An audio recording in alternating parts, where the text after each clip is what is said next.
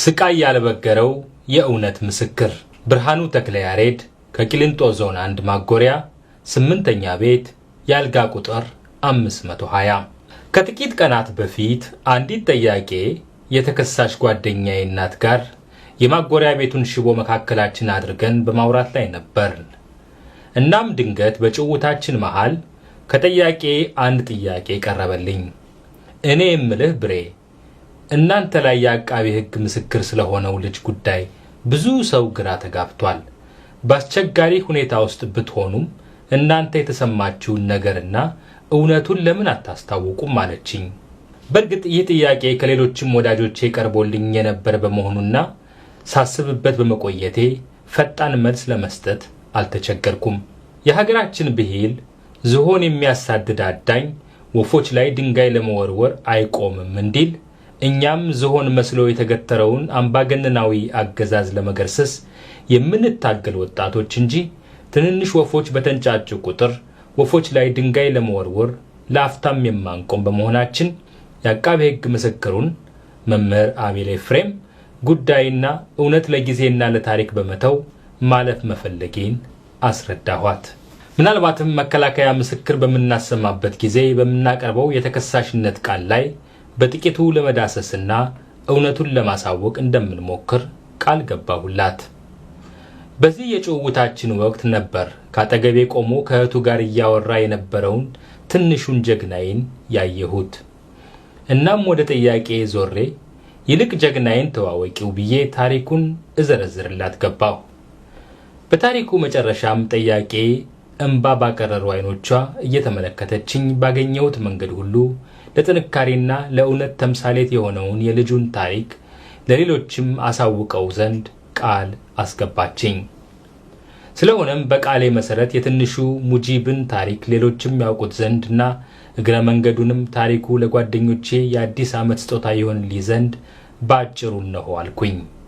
በማዕከላዊ እስር ቤት ጨለማ ክፍል ወይም ሳይቤሪያ ሁልጊዜም የሶላት ጊዜ ሲደርስ አላሁ አክበር የሚል በቀጭን ድምፅና በልዩ ቅላጼ የሚስረቀረቅ የአዛን ጥሪ ይሰማል። የትንሹ ሙጂብ ድምፅ ነው። በዚህ የስግደት ሰዓት መሳጭ ድምፅ ብቻ ሳይሆን አዲስ እስረኛ በመጣ ቁጥር በሚያደርገው ትብብርና የማበረታታት ጥረት ሁሉም ቤት የሚገኝ እስረኛ ትንሹ ሙጂብን ያውቀዋል። በሳይቤሪያ እያንዳንዳቸው ከ10 ያላነሱ እስረኞች የሚገኙባቸው 10 ክፍሎች አሉ። ሙጂብ ወደ ማዕከላዊ ለመጀመሪያ ጊዜ የገባው መንግስት በሃይማኖታችን ጣልቃ መግባቱን ያቁም በማለት በፍጹም ኢትዮጵያዊ ጨዋነትና ሰላማዊነት በእስልምና እምነት ተከታዮች እየተደረገ በነበረው ሰላማዊ ትግል ሽብር የሚነዙ ወረቀቶችን በመበተንና መፍትሄ አፈላላጊ ኮሚቴዎችን በኃይል ለማስፈታት በመንቀሳቀስ በሚል በሬ ወለደ ክስ ነበር። ይህን ሐሰተኛ ክስ የእውነት ለማስመሰል የማዕከላዊ መርማሪዎች የተለመደውን 2 አይነት መንገዶች ለመጠቀም ተንቀሳቀሱ። የመጀመሪያው መንገድ ተከሳሾችን በማሰቃየትና በመደብደብ በራሳቸው ላይ የእምነት ቃል እንዲሰጡ ማድረግ ሲሆን፣ ሁለተኛው መንገድ ደግሞ ከተከሳሾቹ መካከል ጥቂቶችን በመደለልም ሆነ በማስገደድ የአቃቤ ሕግ ምስክር ማዘጋጀት ነበር። እናም 12ኛ ክፍልን አልፎ ወደ ዩኒቨርሲቲ ለመግባት በዝግጅት ላይ የነበረው የ22 ዓመቱ ሙጂብ አሚኖ ምስክር ለመሆን እንዲያዘጋጁ ከተመረጡት ወጣቶች መሃል ሆነ። የማዕከላዊ መርማሪዎችም ሙጂብንና ሌሎች አይኖቻቸውን የጣሉባቸውን ወጣቶች ምስክር ለማድረግ ከማግባባት ጀምሮ እስከ ከፍተኛ ማሰቃየት ድረስ በየቀኑ ይፈጽሙባቸው ጀመረ። እነዚህ ወጣቶች ንጹሃን ጓደኞቻቸው ላይ ከመመስከር የሚደርስብንን ሁሉ በጽናት መቀበል ይሻለናል በማለት ወይ ፍንክች አሉ። በወቅቱ በወጣቶች ላይ ይደርስ የነበረውን ወደር የለሽ ስቃይ የተመለከቱ ሌሎች ተከሳሾች ይህ ሁሉ ስቃይ ከሚደርስባቸው እኛ ላይ መስክሩና ውጡ በማለት እነ ሙጂብን ማግባባት ይጀምራሉ።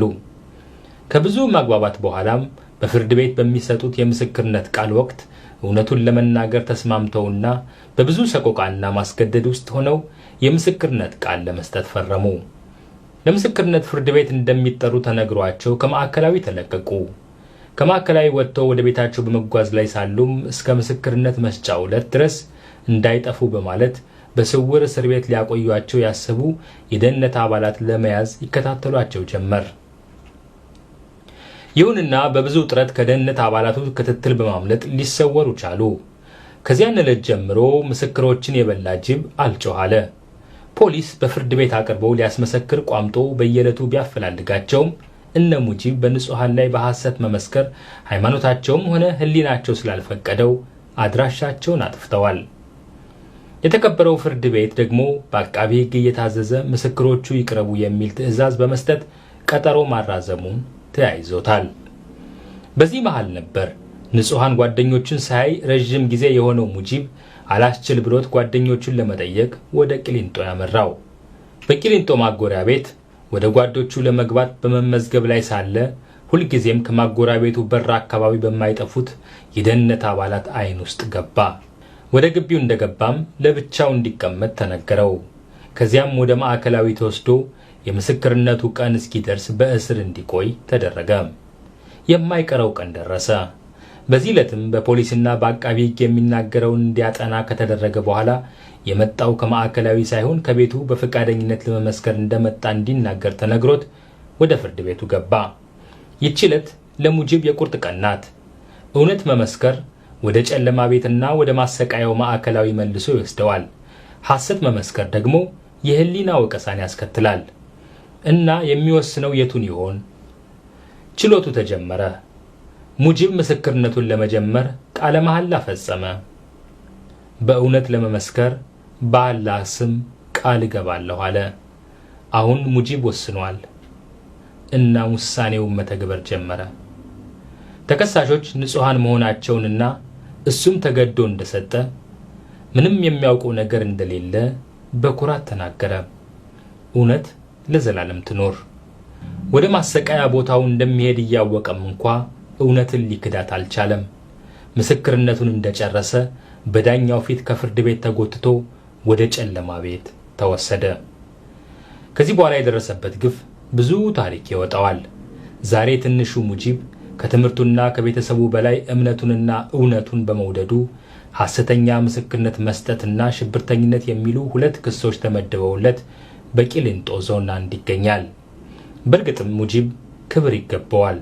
ክብር ለሀገር ወዳዶችና ለእውነት ተናጋሪዎች። ሙጂብ ዛሬም የእውነት ምስክርነቱን ቀጥሏል። በማዕከላዊ በቆየበት ወቅት በሙሉ በታሳሪዎች ላይ ይደርስ የነበረውን ሰቆቃ የእኛን መዝገብ ጨምሮ ለሌሎች መዝገቦችም መከላከያ ምስክር ሆኖ ይቀርባል። መልካም አዲስ ዓመት። ኢትዮጵያ በክብር ለዘላለም ትኖር።